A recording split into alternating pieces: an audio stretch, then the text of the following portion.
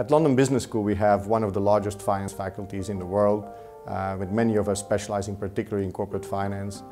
Everybody is not only passionate about teaching, but they're also all engaged in fundamental research. So if you come to London Business School to study corporate finance, you will not only learn about today's best practice, you will also learn about tomorrow's best practice. If I was to try and boil the corporate finance series down into one thing, it's the study of financial rationality. Because the practice of finance is as vulnerable to fashion and irrationality as any.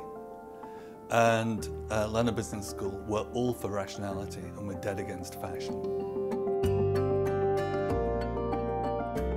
The Accounting and Financial Analysis program is the first in the Corporate Finance series.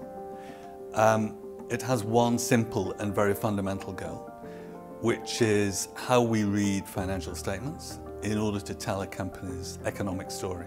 If you work in business, if you live in the economic world, this is a skill you absolutely have to have. Valuation, as the title would convey, is about valuing companies or valuing particular projects for companies.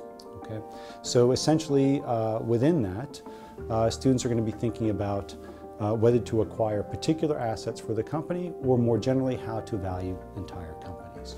In financial strategies for value creation, we focus on three core themes. One is funding. How should organizations fund themselves? The second theme is risk management. How do you deal with the various risks? How do we identify them? And what tools can we use to manage those risks? And then the third one is mergers and acquisitions and restructurings. The Advanced Corporate Finance program is a bit as a capstone to the offerings in corporate finance here at LBS. So we take a very practical approach where we use a lot of the elements that were discussed in the previous course, a lot of the theory that was discussed in the previous programs, and then we're going to put it to practice and we're going to make decisions using that theory. Participants benefit from the program in many ways depending on their backgrounds and the unique reasons why they came into the program.